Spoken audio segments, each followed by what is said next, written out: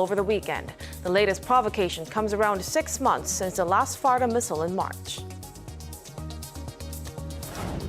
And Seoul's top nuclear envoy Noh Kyu-duk, who departed for Japan Sunday, will meet his Japanese and U.S. counterparts to discuss North Korean nuclear issues later today.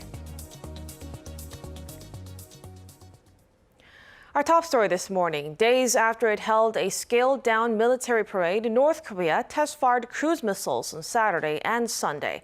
The latest test launch comes some 6 months since its last, and leader Kim Jong-un was not present during the firings. Our Defense Ministry correspondent Kim Ji-yeon reports. North Korea says it successfully test-fired a new type of long-range cruise missile over the weekend, a low-level provocation amid stalled denuclearization talks with the U.S. The North state-run Korean Central News Agency reported Monday that the test firings took place Saturday and Sunday and hit targets 1,000 kilometers away, proving the strategic weapon's effectiveness and practicality. It reported the missiles traveled for 7,580 seconds along oval and pattern 8 flight orbits in the air above its territorial land and waters.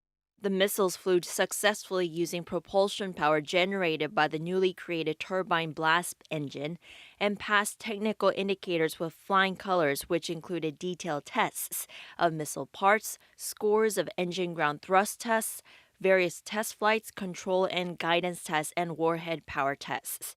The test firings took place without leader Kim Jong-un present. Instead, senior military official and presidium member of the North Politburo of the ruling Workers' Party Park Jong-chun watched the launch. According to the KCNA, Park said the missiles are another great manifestation of the tremendous capabilities of defense science and technology and the munitions industry of the country. He stressed the need for the field of national defense science to go all out to increase defense capabilities, the war deterrence of the country, and to keep making achievements in meeting the grand and long-term targets of securing war deterrence. The recent launch came after North Korea held a scaled-down military parade last Thursday to mark the 73rd state founding anniversary. The test firings of cruise missiles, which is not a violation of United Nations sanctions unlike that of ballistic missiles, appears to be a demonstration of the regime's military power through low-level provocation. This is the fourth provocation by North Korea this year. The North fired cruise missiles right after Biden's inauguration as U.S. president on January 22nd, as well as on March 21st. It fired ballistic missiles on March 25th. Kim Ji-yeon, Arirang News. South Korea is ramping up diplomacy to resume dialogue with North Korea, with its top nuclear envoy set to sit down with his Japanese and U.S. counterparts over the next couple of days. The three-way meeting comes right before China's top diplomat arrives in Seoul for high-level talks on North Korea. Kim Hyo-san has more. Seoul's top nuclear envoy, who departed for Japan Sunday, will be meeting his Japanese and U.S. counterparts to discuss North Korean nuclear issues.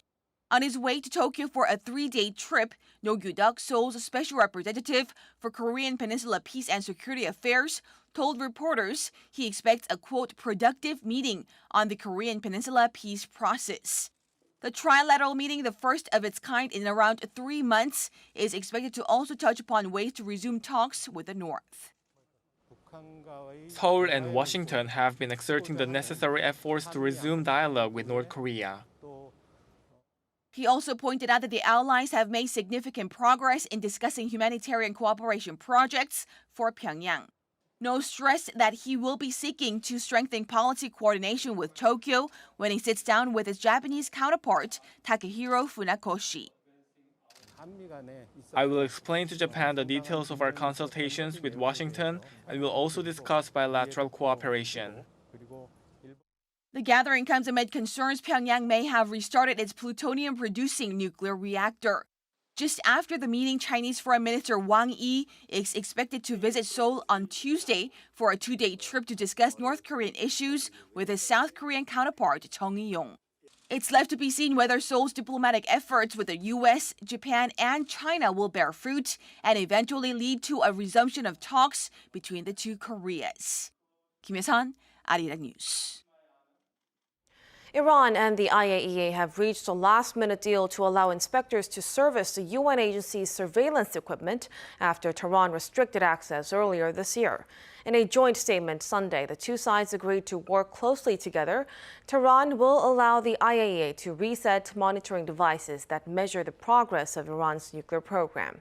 The IAEA's Director General Rafael Grossi arrived in Tehran on Saturday and met with the head of Iran's Atomic Energy Organization the following day.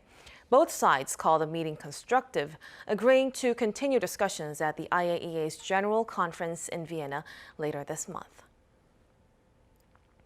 We now turn to the COVID-19 situation. Monday's COVID-19 caseload is usually lower than the rest of the week due to reduced testing over the weekend. Authorities remain on alert while cases are still high as we edge closer to a national holiday next week. For more, we have our Kim Do-yeon at the News Center standing by. Do-yeon, it seems like the capital region situation is even worsening. Morgan, that's right. Even though it's a Monday and the daily caseload does dip compared to other days, a surge in capital region was still clear. In fact, the region reported 1,100 new local transmissions on Monday, about 78% of the total. Take a listen to what the Minister of Health and Welfare, Kwon Duk-cheol, had to say on Sunday. Last week's average daily caseload for the capital region was 1,234, breaking the record again, and is still on the rise. We're worried as there's only a week to go until the Chuseok holiday, and the spread may spread again from the capital region to the rest of the nation. In terms of the whole nation, the total number of cases stands at 1,433, and 24 were imported transmissions. The number is up 58 from the same period last week. As for the vaccination drive, last week alone, more than 5.4 million people in South Korea received a dose of a COVID-19 vaccine. More than 20 million people have now been fully vaccinated, and more than 33 million, or nearly 65%, have had the first dose. The government is looking to push that percentage up to 70% before the end of this week. For the next 2 weeks, South Korea is under special Chuseok holiday period COVID-19 prevention measures. Certain rules are eased, with nursing hospitals able to welcome fully vaccinated family members for contact visits. Non-vaccinated people can have non-contact visits. In addition, starting Friday until the week after, even in high social distancing level 4 areas, private gatherings of up to 8 will be allowed as long as at least half the group are fully vaccinated and they meet at private households. However, certain measures are being toughened, as starting Friday, no eating will be allowed inside expressway rest areas nationwide. From today, offline applications start for South Korea's 5th round of COVID-19 emergency relief funds. In-person applications will use the same system as the online system, with those born in a year ending 1 or 6 eligible to apply on Monday, 2 or 7 on Tuesday, and so on. Applications can be made directly to credit or check card companies. Those eligible can get 250,000 Korean won, roughly $216, which must be used by December 31st at local small businesses such as traditional markets. For those without credit cards, prepaid cards and vouchers can be picked up from your local community center. From now, online applications will be accepted on any day regardless of birth year. The United Kingdom is looking to roll back plans to impose vaccine passports and put an end for some emergency powers. Prime Minister Boris Johnson is set to announce the new COVID-19 related measures for the winter on Tuesday, and Health Minister Sajid Javid said in an interview he didn't anticipate more lockdowns.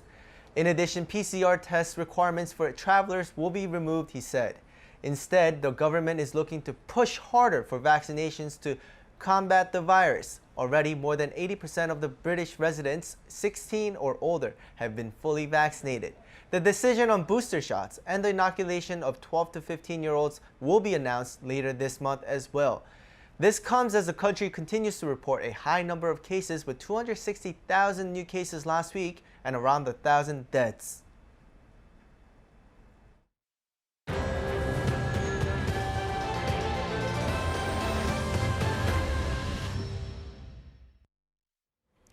After a declassified FBI document related to Saudi hijackers responsible for the 9/11 attacks was released for the first time, U.S. media outlets say that it doesn't prove that the Saudi government was complicit in the plot. Chang Tae-hyun tells us more. A declassified FBI document related to logistical support provided to two of the Saudi hijackers who took part in the 9/11 terrorist attacks does not offer evidence that the Saudi government is complicit in the plot. That's what U.S. media agencies said after the 16-page document was released on the 20th anniversary of the attacks, following an order by Joe Biden to declassify and release the information. 6 months ago, President Biden ordered the Department of Justice and other related agencies to conduct a declassification review and reveal the document. He was under pressure from the families of 9/11 victims who have long waited for the report while they pursue a lawsuit in New York alleging that the Saudi government supported the hijackers. The Saudi government has always denied any involvement in the attacks. However, allegations of Saudi's complicity have long been the subject of dispute in the U.S. 15 of the 19 terrorists who hijacked 4 planes on September 11, 2001 were Saudi nationals. Saudi Foreign Minister Prince Faisal bin Farhan reaffirmed Sunday that Saudi Arabia welcomes the decision by the U.S. to release this document, adding that it would completely show that there was no Saudi involvement in the attacks. Chang Tae-hyun, Arirang News. The White House says Seoul and Washington have held the first meeting of their Ransomware Working Group as the allies seek to diversify their alliance through cyber cooperation. The U.S. National Security Council tweeted that the meeting displays the strength of their alliance, highlighting that international cooperation is crucial to combat cybercrimes. The meeting follows an agreement made by the leaders of the two countries when they met in May. During their summit, they vowed to expand the scope of their cooperation on cybercrime and ransomware attacks. Amid surging jeonse prices, more and more houses tenants are switching to paying monthly rent. Rather than paying monthly rent, many tenants in Korea typically pay a huge lump sum deposit known as jeonse, which they get back at the end of their contract. But Seoul City says 4 out of 10 rental agreements in the city last month incorporated monthly rent, up from 33% in January. Many of them took a half jeonse approach, where tenants deposit a smaller lump sum and pay the rest as monthly rent. Experts say this is driven by the increase in deposit prices amid a shortage of homes in the city. Prices of major meat and vegetable products that usually see a hike around the Chuseok holiday have instead fallen thanks to increased supply this year. According to the Ministry of Economy and Finance on Monday, the items that saw price drops are 13 out of a total 16 items that the government increased supply through stockpiles and imports. Measures were introduced last month to curb possible price hikes in advance of the holiday. Within a 3-week period as of August 30th, the price of pork fell more than 13%, while apples were down 4.5%. Eggs, which had been continuously seeing a price increase, dropped 3.3%. The government plans to monitor the situation, especially as COVID-19 relief payments could lead to further inflation. In Korea, the traditional staple in almost everyone's diet is rice. But diets are changing and rice consumption has been declining, which is a problem for farmers. To try and buck the trend, South Korea is working on some creative ways to use rice in other ways. Our Cho Sung-min has more. These children are taking an art class that's run by South Korea's Rural Development Administration, which mainly uses Play-Doh made of rice powder and food coloring. The dough is completely free of harmful chemicals. It is 100% safe as it's made of edible materials. The salt we use is all thermally processed, so it's safe in summer. The state-run program also shows a way to make yogurt out of rice. This method is developed for people who are lactose intolerant and those who prefer a vegan diet. The probiotics for the yogurt are extracted from Korea's soybean paste, which means they are rich in nutrients. Every crop strengthens the effect of an amino acid called lysine. It's one of the essential amino acids that our body does not naturally synthesize, so it must be consumed from food. Research is underway to come up with other ways of using rice to substitute barley and wheat in making beer and bread. On the sideline, developers are also looking at which types of rice are best for specific culinary purposes. As more rice-based options are expected to be developed in the near future, many industry insiders in South Korea are optimistic that the nation will diversify ways to use rice and increase rice consumption. 조성민, Arirang News. Hyundai's Ioniq 5 has received yet more high praise, this time with a #1 ranking for electric cars. Hyundai Motor Group announced Sunday that German automobile Autozeitung gave the Ioniq 5 the highest score among electric cars. Hyundai's Ioniq 5 beat BMW and Audi's electric vehicle models in many aspects, including acceleration rate, brake performance, and charging technology. The Ioniq 5 previously won Car of the Year 2021 at the UK's Auto Express New Car Awards and was also named the best mid-size company car and premium electric car with the best design. Daniil Medvedev added his name to the history books on Sunday, winning his first major title with a stunning 6-4, 6-4, 6-4 victory against Novak Djokovic in the U.S. Open final. And in doing so, the underdog prevented the world #1 from completing the Grand Slam. Djokovic was aimed to become the first man since Rod Laver in 1969 to win all 4 Grand Slam singles titles in the same year. However, Medvedev had other plans, winning in straight sets to take the top prize. The Tokyo Paralympics will be remembered for athletes overcoming the most difficult of obstacles. Among them was the American para-triathlete who Arirang's Global Insight met for an exclusive interview. The gold medalist says she's already eyeing Paris 2024, but has an even bigger goal in mind this time around. Han Sung-woo reports. For two-time Paralympic triathlon champion Alyssa Seeley, swimming, cycling, and running is a way of life. The triathlon's what kept her going when all hope seemed to be lost. A 2010 diagnosis of a string of health problems affecting her brain, spine, and connective tissue, and the amputation of her left leg below the knee 3 years later. Through the hard times in sport, or hard times in life, I really relied on sport to get me through. I've always been an athlete and a competitor, and when I acquired my disability, that didn't change. Despite the immense odds, Seeley persevered, going on to make history, winning gold in triathlon's debut at the Paralympics in Rio 2016. But Tokyo 2020, held amid a pandemic and delayed by a year, presented its own hurdles. There were definitely days I questioned if Tokyo was going to still be an option. The infection in my heart led to blood clots and multiple other complications that took me entirely out of training in sport for 4.5 months. And then I had to slowly build back in after losing 20 pounds of muscle. They too were conquered though, as she went on to defend her title in Japan. The only thing that's left for the American now is to change how society views the physically and mentally impaired. Disability is a minority and oftentimes seen as lesser than, which creates a lot of problems and additional stress and anxiety. The stereotype needs to go away, and we need to start seeing individuals with disability as having worth and having value and being capable and able to participate in all facets of life. Seeley's nowhere near done with her career. She's eyeing another gold medal in Paris, and by then hopes to edge one step closer to a lifelong dream. Because at the end of the day, the medals are amazing, but I want to leave a legacy bigger and better than that. I want to make sure that individuals all around the world, no matter their disability or their circumstances, have the opportunity to try sport and enjoy sport. A dream that'll see more sporting greatness at the Paralympics. Han Sung-woo, Arirang News.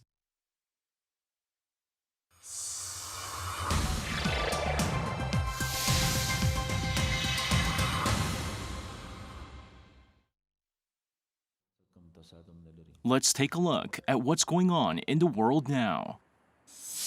We start off in Afghanistan, where Afghan women can continue to study in universities, including at postgraduate levels, as long as classrooms are gender segregated and Islamic dress rules are followed. The policy of the Islamic Emirate is female students can continue their higher education, but with a hijab, and according to Islamic Sharia laws at bachelor degree, master's degree, or PhD level. The announcement comes as the acting education minister, Abdul Baki Haqqani, laid out new policies at a news conference on Sunday, days after the country's new rulers formed an all-male government. The Taliban have suggested that changes are going to be made, including their ideas towards women, as the group in the late 1990s denied education for females.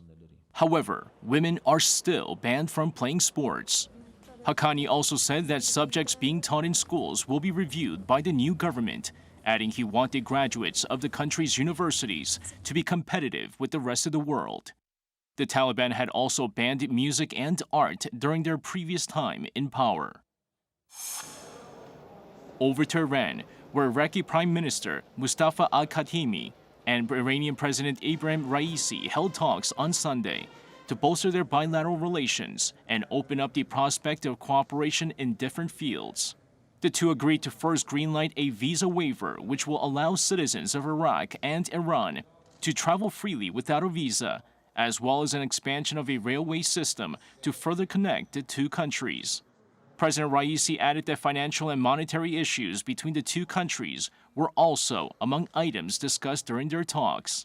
The visit by Prime Minister al-Khatimi comes as Iraq has been trying to mediate between Tehran and its Gulf Arab foes, including Saudi Arabia, in the hope of stopping its neighbors settling scores on its territory. Finishing things off in Spain, where a wildfire has raged on for 5 straight days, with people fleeing their homes in 6 more Andalusian towns and villages on Sunday. The wildfire, fanned by strong winds, has now driven nearly 2,000 people away from the area and killed 1 emergency worker since it began Wednesday. Spanish Prime Minister Pedro Sanchez announced the deployment of a military emergency unit to help tackle the wildfires. According to the country's environment ministry, the fire covered more than 6,000 hectares, with 365 firefighters tackling the blaze, supported by 41 aircraft and 25 vehicles. 이승재, Arirang News.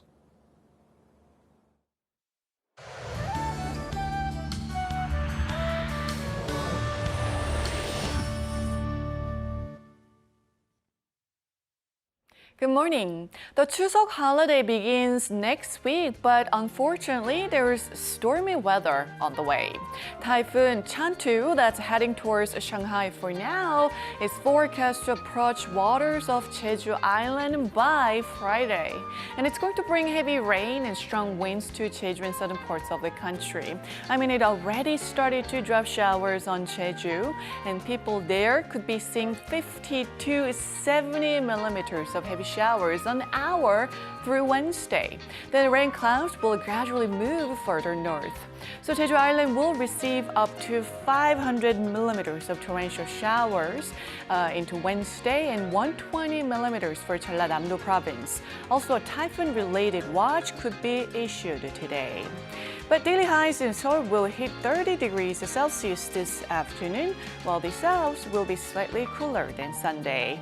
Conditions will get actually rougher as the week goes on. Then by Friday, the typhoon will make its presence felt across the entire country. That's Korea for you, and here's a look at the weather conditions around the world.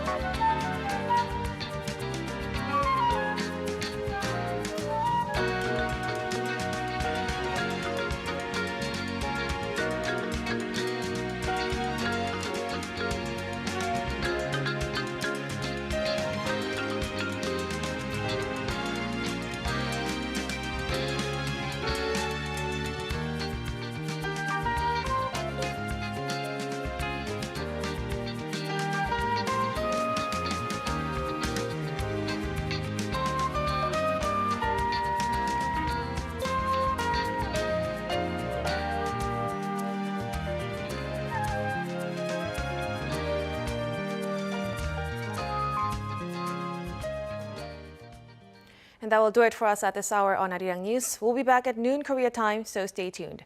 Thank you for watching and goodbye.